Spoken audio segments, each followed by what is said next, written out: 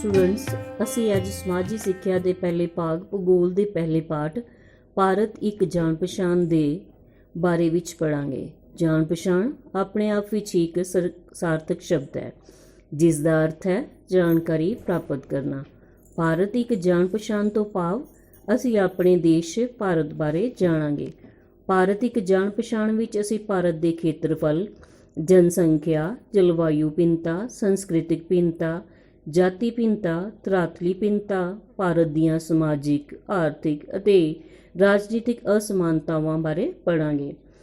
ਪਰ ਅੱਜ ਮੈਂ ਸਿਰਫ ਤੁਹਾਨੂੰ ਭਾਰਤ ਨਾਲ ਜਾਣ ਪਛਾਣ ਹੀ ਕਰਵਾਵਾਂਗੀ। ਆਓ ਸ਼ੁਰੂ ਕਰਦੇ ਹਾਂ। ਗਲੋਬ ਨੂੰ ਧਿਆਨ ਨਾਲ ਦੇਖਣ 'ਤੇ ਹਿੰਦ ਮਹਾਸਾਗਰ ਵਿੱਚ ਜ਼ਮੀਨ ਦਾ ਇੱਕ ਤ੍ਰਿਭੁਜ ਆਕਾਰ ਦਾ ਵਿਸ਼ਾਲ ਟੁਕੜਾ ਦਿਖਾਈ ਦਿੰਦਾ ਹੈ। ਹਿੰਦ ਮਹਾਸਾਗਰ ਨੂੰ ਆਪਣਾ ਨਾਂ ਦੇਣ ਵਾਲਾ ਭੂ-ਭਾਗ ਸਾਡਾ ਆਪਣਾ ਦੇਸ਼ ਭਾਰਤ ਹੀ ਹੈ।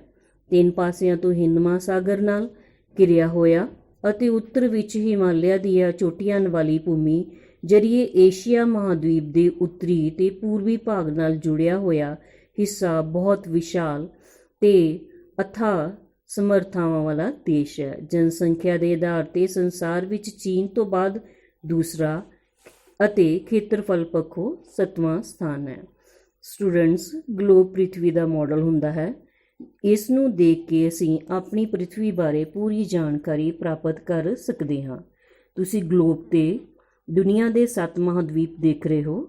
ਇਹ 7 ਮਹਾਂਦੀਪ ਹਨ: ਉੱਤਰੀ ਅਮਰੀਕਾ ਮਹਾਂਦੀਪ, ਦੱਖਣੀ ਅਮਰੀਕਾ ਮਹਾਂਦੀਪ, ਅਫਰੀਕਾ ਮਹਾਂਦੀਪ, ਆਸਟ੍ਰੇਲੀਆ ਮਹਾਂਦੀਪ, ਯੂਰਪ ਮਹਾਂਦੀਪ, ਅੰਟਾਰਕਟਿਕ ਮਹਾਂਦੀਪ ਅਤੇ ਏਸ਼ੀਆ ਮਹਾਂਦੀਪ।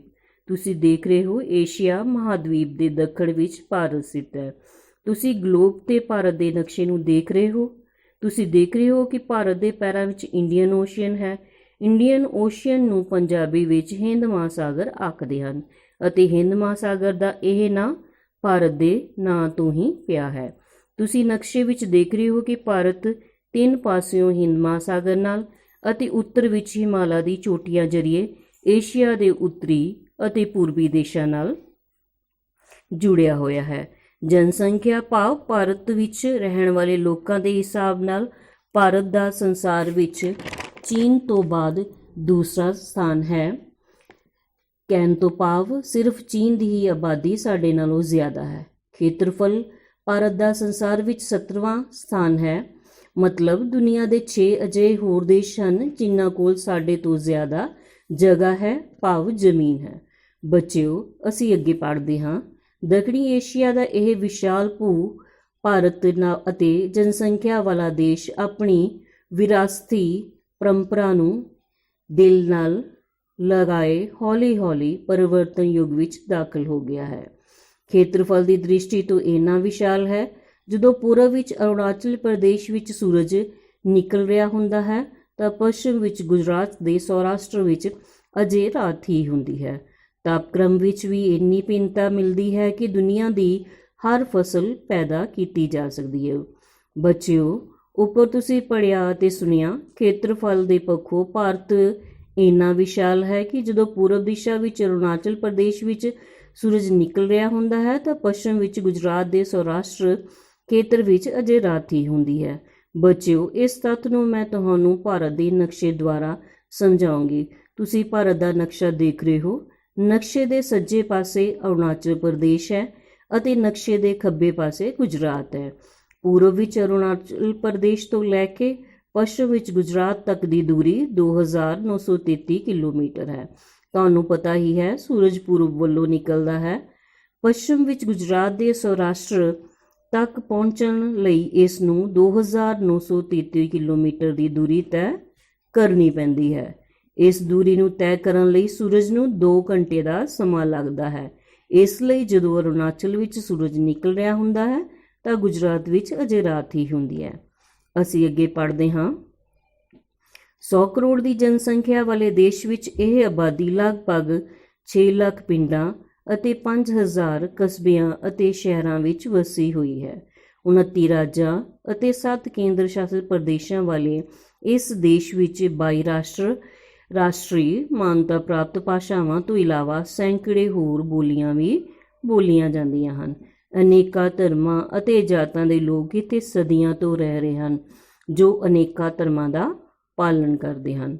ਬੱਚਿਓ, ਸਾਡੇ ਦੇਸ਼ ਵਿੱਚ ਜ਼ਿਆਦਾ ਲੋਕ ਪਿੰਡਾਂ ਵਿੱਚ ਹੀ ਰਹਿੰਦੇ ਹਨ। ਸਾਡੇ ਦੇਸ਼ ਵਿੱਚ ਪਹਿਲਾਂ 29 ਰਾਜ ਅਤੇ 7 ਕੇਂਦਰ ਸ਼ਾਸਤ ਪ੍ਰਦੇਸ਼ ਸਨ, ਪਰ ਹੁਣ ਸਾਡੇ ਦੇਸ਼ ਵਿੱਚ 28 ਰਾਜ ਅਤੇ 8 ਕੇਂਦਰ ਸ਼ਾਸਤ ਪ੍ਰਦੇਸ਼ ਹਨ, ਕਿਉਂਕਿ ਪਿਛਲੇ ਸਾਲ 31 ਅਕਤੂਬਰ ਨੂੰ ਜੰਮੂ ਕਸ਼ਮੀਰ ਅਤੇ ਲੱਦਾਖ ਨੂੰ ਕੇਂਦਰ ਸ਼ਾਸਤ ਪ੍ਰਦੇਸ਼ ਬਣਾ ਦਿੱਤਾ ਗਿਆ ਹੈ। ਕੇਂਦਰ ਸ਼ਾਸਤ ਪ੍ਰਦੇਸ਼ ਤੋਂ ਭਾਵ ਜਿਨ੍ਹਾਂ ਪ੍ਰਦੇਸ਼ਾਂ ਦਾ ਸ਼ਾਸਨ ਪ੍ਰਬੰਧ ਕੇਂਦਰ ਚਲਾਉਂਦੀ ਹੈ।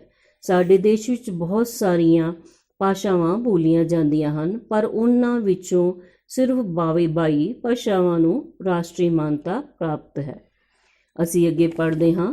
ਆਜ਼ਾਦੀ ਤੋਂ ਬਾਅਦ ਭਾਰਤ ਦੇ ਲੋਕਤੰਤਰ, ਧਰਮ ਨਿਰਪੇਖਤਾ ਅਤੇ ਸਮਾਜਵਾਦ ਨੂੰ ਆਪਣੀ ਰਾਸ਼ਟਰੀ ਨੀਤੀ ਦਾ ਆਧਾਰ ਬਣਾ ਕੇ ਸੰਸਾਰ ਦੇ ਲੋਕਾਂ ਦਾ ਧਿਆਨ ਆਪਣੇ ਵੱਲ ਖਿੱਚਿਆ ਹੈ। ਅੱਜ ਭਾਰਤ ਦਾ ਸੰਸਾਰ 'ਤੇ ਵੱਡਾ ਲੋਕਤੰਤਰ ਦੇਸ਼ ਹੈ।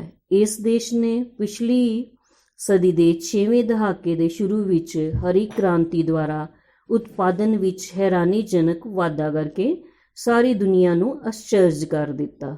ਅੱਜ ਸਾਡੇ ਦੇਸ਼ ਵਿੱਚ ਖੇਤੀ ਤੇ ਉਦਯੋਗਾਂ ਦਾ ਮਜ਼ਬੂਤ ਆਧਾਰ ਹੈ।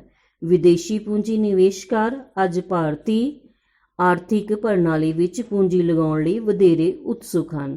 ਦੇਸ਼ ਨੇ ਪੁਲਾੜ ਤਕਨੀਕੀ ਵਿੱਚ ਵੀ ਹੈਰਾਨੀਕੁੰਨ ਉੱਨਤੀ ਕੀਤੀ ਹੈ। ਸਟੂਡੈਂਟਸ, ਆਜ਼ਾਦੀ ਤੋਂ ਬਾਅਦ ਭਾਰਤ ਵਿੱਚ ਲੋਕਤੰਤਰ ਤੋਂ ਭਾਵ ਲੋਕਾਂ ਦਾ, ਲੋਕਾਂ ਲਈ ਅਤੇ ਲੋਕਾਂ ਦੁਆਰਾ ਸ਼ਾਸਨ ਸਥਾਪਿਤ ਕੀਤਾ ਹੈ। ਧਰਮ ਨਿਰਪੇਖਤਾ ਤੋਂ ਭਾਵ ਭਾਰਤ ਵਿੱਚ ਰਹਿਣ ਵਾਲੇ ਸਾਰੇ ਲੋਕ ਆਪਣੇ ਆਪਣੇ ਧਰਮ ਨੂੰ ਮੰਨ ਸਕਦੇ ਹਨ, ਪਾਲਣ ਕਰ ਸਕਦੇ ਹਨ, ਭਾਵ ਆਪਣੀ ਮਰਜ਼ੀ ਨਾਲ ਪੂਜਾ ਅਰਚਨਾ ਕਰ ਸਕਦੇ ਹਨ। ਪਰ ਭਾਰਤ ਦੇਸ਼ ਦਾ ਆਪਣਾ ਕੋਈ ਧਰਮ ਨਹੀਂ ਹੈ। ਸਮਾਜਵਾਦ ਤੋਂ ਭਾਵ ਜਿਸ ਵਿੱਚ ਨਾਗਰਿਕਾਂ ਨੂੰ ਸਮਾਜਿਕ ਅਤੇ ਆਰਥਿਕ ਖੇਤਰ ਵਿੱਚ ਸਮਾਨਤਾ ਪ੍ਰਾਪਤ ਹੈ, ਕਿਸੇ ਨਾਲ ਕੋਈ ਵੀ ਭੇਦਭਾਵ ਨਹੀਂ ਕੀਤਾ ਜਾਂਦਾ। ਭਾਰਤ ਦੁਨੀਆ ਦਾ ਸਭ ਤੋਂ ਵੱਡਾ ਲੋਕਤੰਤਰ ਹੈ। ਭਾਰਤ ਨੇ ਹਰੀ ਕ੍ਰਾਂਤੀ ਤੋਂ ਭਾਵ ਭਾਰਤ ਦੇ ਕਿਸਾਨਾਂ ਨੇ ਉੱਨਤ ਬੀਜਾਂ ਨੂੰ ਵਰਤ ਕੇ ਨਵੀਂ ਤਕਨੀਕ ਨਾਲ ਕਣਕ ਅਤੇ ਚੌਲ ਦੀ ਪੈਦਾਵਾਰ ਵਿੱਚ ਬਹੁਤ ਜ਼ਿਆਦਾ ਵਾਧਾ ਕੀਤਾ। ਦੁਨੀਆ ਵੱਡੇ ਨਿਵੇਸ਼ਕਾਰ ਭਾਰਤ ਵਿੱਚ ਪੈਸਾ ਲਗਾਉਣਾ ਚਾਹੁੰਦੇ ਹਨ। ਭਾਰਤ ਨੇ ਪੁਲਾੜ ਤਕਨੀਕ ਵਿੱਚ ਵੀ ਬਹੁਤ ਵੱਡੀ ਤਰੱਕੀ ਕੀਤੀ ਹੈ। ਅੱਗੇ ਪੜ੍ਹਦੇ ਹਾਂ। ਇਹਨਾਂ ਮਹੱਤਵਪੂਰਨ ਪ੍ਰਾਪਤੀਆਂ ਵਿੱਚ ਅਨੇਕਾਂ ਕਾਲੇ ਧੱਬੇ ਵੀ ਹਨ। ਭਾਰਤ ਵਿੱਚ ਦੁਨੀਆ ਦੇ ਸਭ ਤੋਂ ਵੱਧ ਅਨਪੜ੍ਹ ਲੋਕ ਰਹਿੰਦੇ ਹਨ। ਦੇਸ਼ ਦੇ 1/3 ਤੋਂ ਵੱਧ ਲੋਕ ਅਜੇ ਵੀ ਗਰੀਬੀ ਰੇਖਾ ਤੋਂ ਹੇਠਾਂ ਰਹਿੰਦੇ ਹਨ। ਦੇਸ਼ ਵਿੱਚ ਸਮਾਜਿਕ, ਰਾਜਨੀਤਿਕ ਅਤੇ ਆਰਥਿਕ ਅਸਮਾਨਤਾਵਾਂ ਬਹੁਤ ਜ਼ਿਆਦਾ ਹਨ। ਜਿੱਥੇ ਕੇਰਲ ਵਿੱਚ 10 ਵਿੱਚੋਂ 9 ਇਸਤਰੀਆਂ ਪੜ੍ਹੀਆਂ ਲਿਖੀਆਂ ਹਨ, ਉੱਥੇ ਬਿਹਾਰ ਵਿੱਚ ਇਹ ਔਸਤ 10 ਵਿੱਚੋਂ 3 ਦਾ ਹੈ। ਆਰਥਿਕ ਭਿੰਨਤਾਵਾਂ ਦਾ ਹਾਲ ਇਹ ਹੈ ਕਿ ਦੇਸ਼ ਦੇ ਉੱਚ ਵਰਗ ਵਿੱਚ 20% ਲੋਕ ਰਾਸ਼ਟਰੀ ਆਮਦਨ ਦੇ 50% ਹਿੱਸੇ ਦਾ ਮਾਲਕ ਹਨ ਅਤੇ ਦੂਜੇ ਪਾਸੇ ਗਰੀਬ ਵਰਗ ਦੇ 70% ਲੋਕ 20% ਹਿੱਸਾ ਹੀ ਆਉਂਦਾ ਹੈ। ਅਸੀਂ ਭਾਰਤ ਦੀਆਂ ਬਹੁਤ ਸਾਰੀਆਂ ਪ੍ਰਾਪਤੀਆਂ ਬਾਰੇ ਪੜ੍ਹਿਆ, ਪਰ ਇਹਨਾਂ ਪ੍ਰਾਪਤੀਆਂ ਦੇ ਨਾਲ ਭਾਰਤ ਵਿੱਚ ਕੁਝ ਬੁਰਾਈਆਂ ਵੀ ਹਨ। ਦੁਨੀਆ ਦੇ ਸਭ ਤੋਂ ਜ਼ਿਆਦਾ ਅਨਪੜ੍ਹ ਲੋਕ ਭਾਰਤ ਵਿੱਚ ਹੀ ਰਹਿੰਦੇ ਹਨ। ਭਾਰਤ ਵਿੱਚ 1/3 ਲੋਕ ਗਰੀਬੀ ਰੇਖਾ ਤੋਂ ਹੇਠਾਂ ਰਹਿੰਦੇ ਹਨ। ਗਰੀਬੀ ਰੇਖਾ ਤੋਂ ਭਾਵ ਉਹ ਲੋਕ ਜਿਨ੍ਹਾਂ ਨੂੰ ਰੋਜ਼ਾਨਾ 250 ਕੈਲੋਰੀ ਦਾ ਭੋਜਨ ਵੀ ਪ੍ਰਾਪਤ ਨਹੀਂ ਹੁੰਦਾ। ਭਾਰਤ ਵਿੱਚ ਚਾਹੇ ਉਹ ਸਮਾਜਿਕ, ਆਰਥਿਕ ਜਾਂ ਰਾਜਨੀਤਿਕ ਹੋਣ, ਬਹੁਤ ਭਿੰਨਤਾਵਾਂ ਪਾਈਆਂ ਜਾਂਦੀਆਂ ਹਨ। ਜਿੱਥੇ ਕੇਰਲ ਵਿੱਚ 10 ਵਿੱਚ 9 ਔਰਤਾਂ ਪੜ੍ਹੀਆਂ ਹਨ, ਉੱਥੇ ਬਿਹਾਰ ਵਿੱਚ ਸਿਰਫ 3 ਔਰਤਾਂ ਹੀ ਪੜ੍ਹੀਆਂ ਲਿਖੀਆਂ ਹਨ। ਭਾਰਤ ਦੇ ਜ਼ਿਆਦਾਤਰ ਪੈਸੇ ਉੱਤੇ ਅਮੀਰਾਂ ਦਾ ਹੀ ਕਬਜ਼ਾ ਹੈ।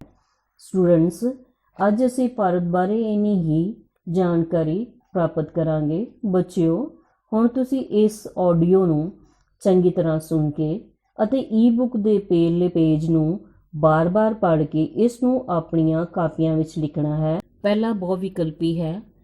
ਜਨਸੰਖਿਆ ਪੱਖੋਂ ਭਾਰਤ ਨੂੰ ਸੰਸਾਰ ਵਿੱਚ ਕੀ ਸਥਾਨ ਪ੍ਰਾਪਤ ਹੈ? ਆਪਸ਼ਨਸ ਨੇ ਪਹਿਲਾ, ਦੂਸਰਾ, ਤੀਸਰਾ, ਚੌਥਾ। ਦੂਸਰਾ ਬਹੁ ਵਿਕਲਪੀ ਹੈ। ਖੇਤਰਫਲ ਪੱਖੋਂ ਭਾਰਤ ਨੂੰ ਸੰਸਾਰ ਵਿੱਚ ਕੀ ਸਥਾਨ ਪ੍ਰਾਪਤ ਹੈ? ਆਪਸ਼ਨਸ ਨੇ ਪਹਿਲਾ, 5ਵਾਂ, 9ਵਾਂ 7ਵਾਂ। ਅਗਲਾ ਬਹੁ ਵਿਕਲਪੀ ਹੈ, ਭਾਰਤ ਦੀ ਆਕ੍ਰਿਤੀ ਕਿਹੋ ਜਿਹੀ ਹੈ? ਆਪਸ਼ਨਸ ਨੇ ਚਤੁਰਭੁਜ, ਆਇਤਾਕਾਰ, ਤ੍ਰਿਭੁਜਾਕਾਰ, ਅੰਡਾਕਾਰ। ਅਗਲਾ ਹੈ, ਭਾਰਤ ਵਿੱਚ ਡੈਸ਼ ਰਾਜ ਦੀ ਇਸਤਰੀ ਸਾਖਰਤਾ ਦਰ ਸਭ ਤੋਂ ਵੱਧ ਹੈ। 5ਵਾਂ ਹੈ, ਭਾਰਤ ਵਿੱਚ ਡੈਸ਼ ਰਾਸ਼ਟਰੀ ਮਾਨਤਾ ਪ੍ਰਾਪਤ ਭਾਸ਼ਾਵਾਂ ਹਨ।